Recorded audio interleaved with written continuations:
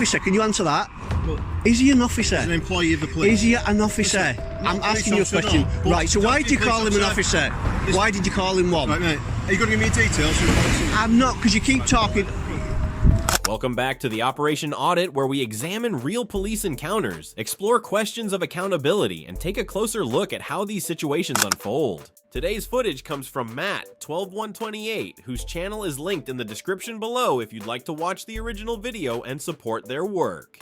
This incident starts with a man peacefully photographing traffic close to a mobile speed enforcement unit. But what seems like an ordinary interaction quickly develops into one of the most controversial arrests we've featured. As the encounter progresses, you'll see officers repeatedly change their position, rely on questionable interpretations of the law, and eventually arrest the man for an alleged offense that has no clear basis in legislation. Let's get straight into what happened. Hello, sir. Yeah. Been alright. Recording us now, yeah? Recording everything. Right, great. You've been following him around now, haven't you, mate? Following him. And doing this on here now. Could be classed as harassment, could it? No, he can't. Does he work for the police? He works for the PCC, so he's working on behalf of the police. Yeah. So he's allowed to park where he needs to park. In fact, he's in actually designated police space. Yeah. Doing his job. Oh, is that not a police officer for park there? He's working on behalf of the police. We just said that. Right. So what? He can't be harassed on duty. Pretty not.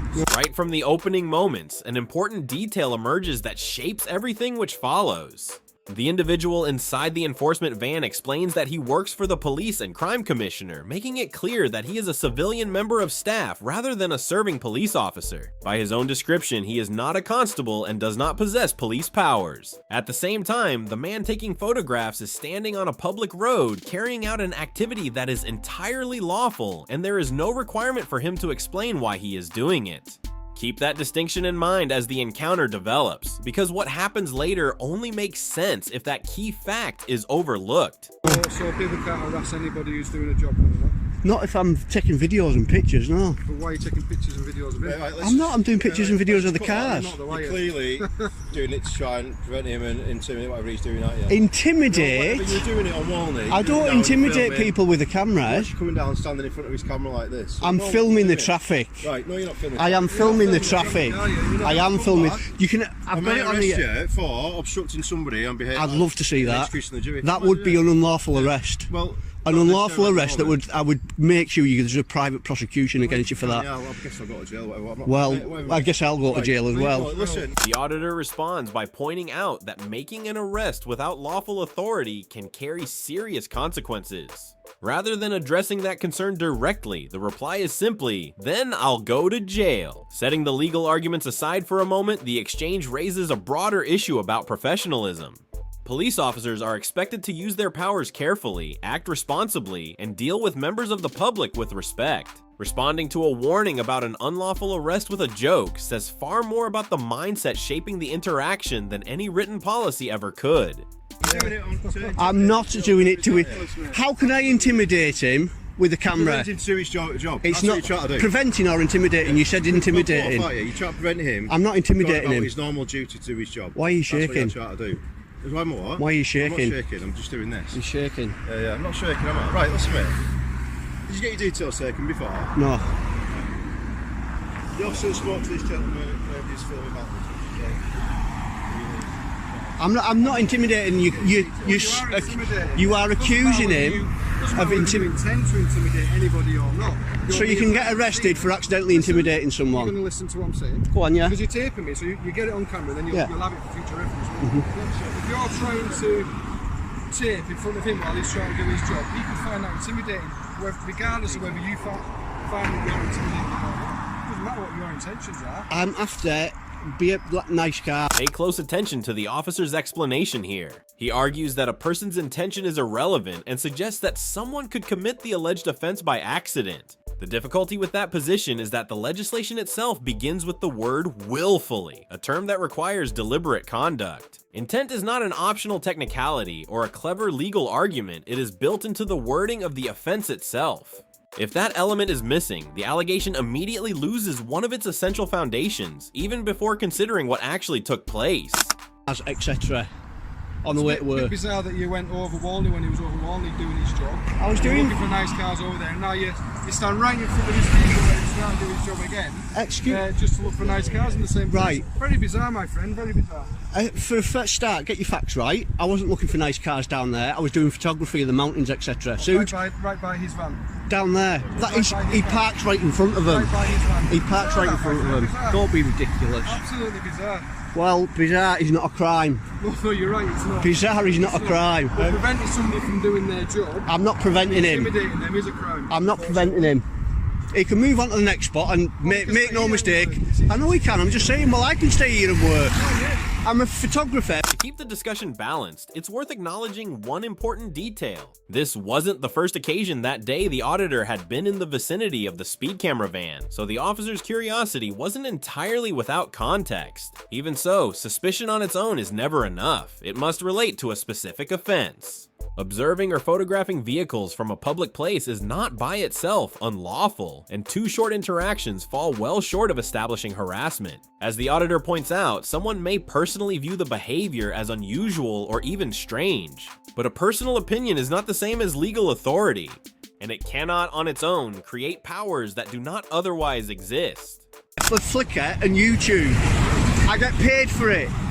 I will get me shots and I will upload them onto the internet, and that's what I do. People pay to see nice cars, to see police cars, to see ambulances, to see fire engine. You've got an audience of between 2-year-olds and 4-year-olds that are interested. Police station doing it, I get that. Yeah, People I know. do that, and I know that. But that's right. We're Yeah. intimidated by the fact that we're coming out of our police station and someone's there taking a picture of us.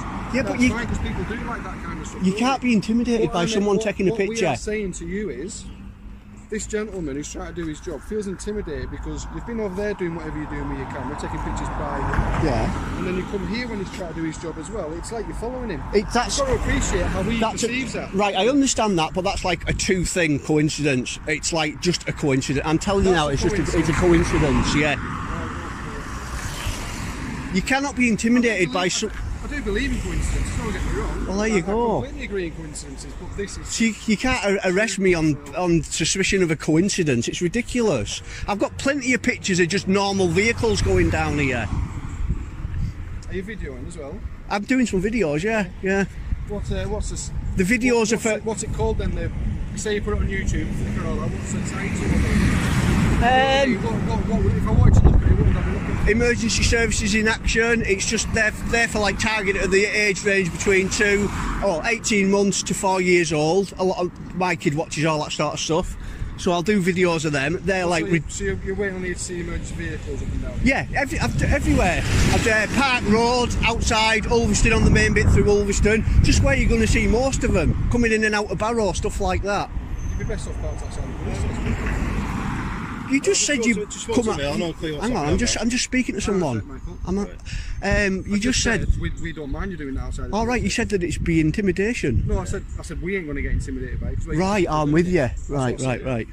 You've tipped it. Yeah, fair enough. Yeah. And if I didn't say that, that's what I meant. I'm with you. Yeah. Stand on the side of the bloody police station and go, I'm just taping police vehicles coming out of here with the blue lights and sirens on. People do that all the time. I do it myself. We're not bothered by that. But this gentleman here is not working for the police in the sense that we are. He doesn't wear the equipment that we wear. So say you were to be a Nancy person who was to get upset with us, move to approach you and maybe get into a scuffle with you, something like that, because that happens, doesn't it, for cops? Yeah.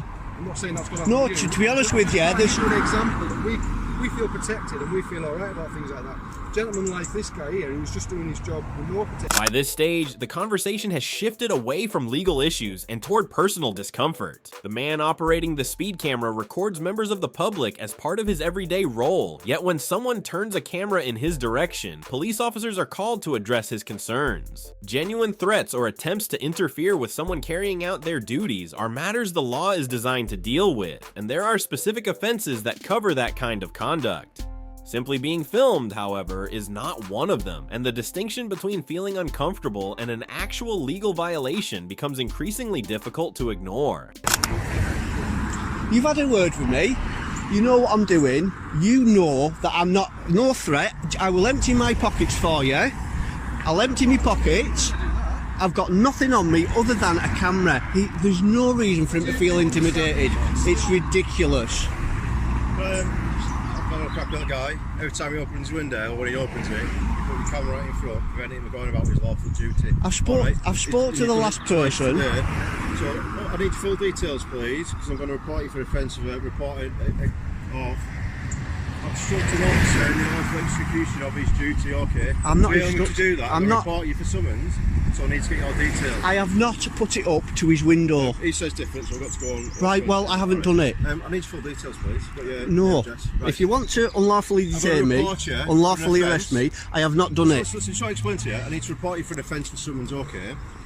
To do that, I need your name and address. Yeah. Right, if you don't do that, if you're if I'm going to have to arrest you, take you to the police station, and get your details from there. Right. Then comes the moment that defines the entire encounter. When the auditor asks, "Arrest me for what?"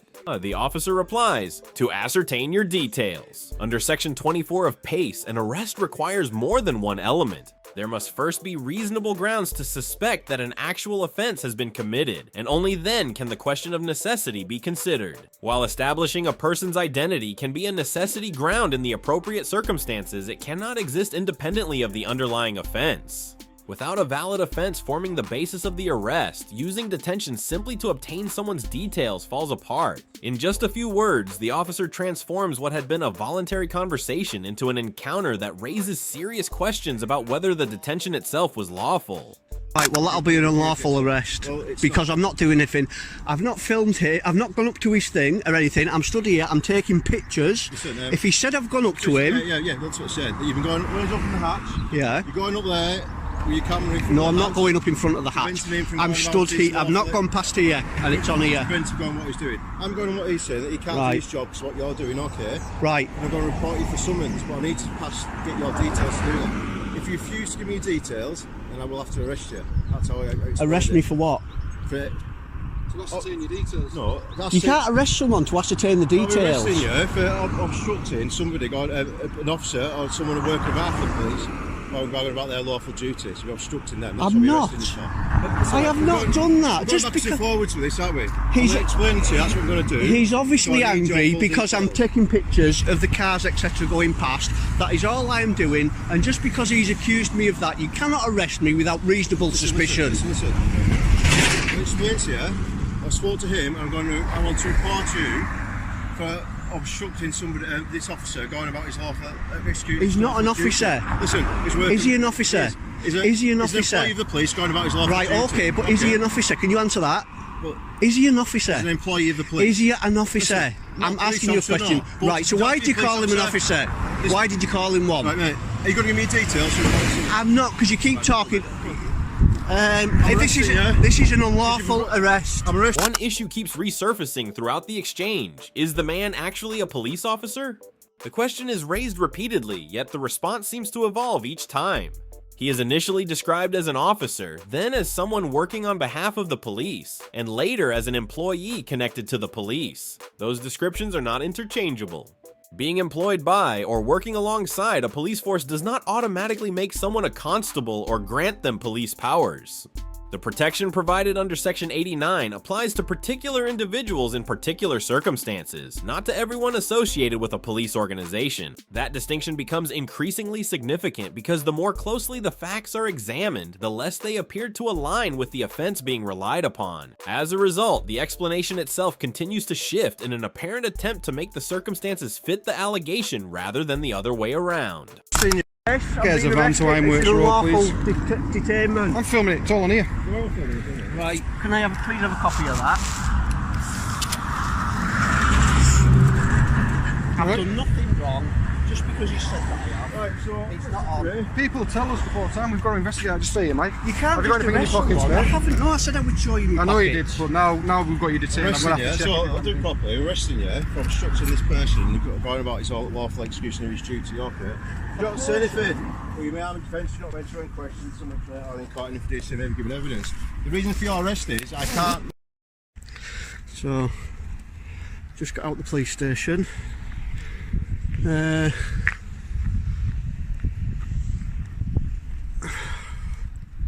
They fingerprinted me, took all my details. What unfolded here felt like an arrest built from the conclusion backwards rather than from the facts themselves. It began with a perfectly lawful activity, followed by a civilian expressing concern, and ended with 2 officers working through a series of possible offenses before eventually resorting to handcuffs. Allegations of harassment, intimidation, and obstruction were each raised in turn, yet every one of them lost momentum once they were challenged. When officers apply the law based on clear legal grounds, encounters like this are usually resolved quickly. When frustration replaces legal justification, the outcome can be very different. That is why understanding the law matters. It gives people the confidence to recognize when an interaction is supported by legal authority and when it is not. If you'd like a copy of my free Know Your Rights cheat sheet, you'll find the link in the description below. Now I'd like to hear your view. Which part of this encounter stood out the most? Was it the remark, "I guess I'll go to jail," the allegation that seemed to change as the conversation progressed, or the statement that the arrest was being made to establish the auditor's identity? Share your thoughts in the comments, and if you found this analysis valuable, subscribe so you don't miss future breakdowns. The law is at its strongest when people understand it and at its weakest when they don't.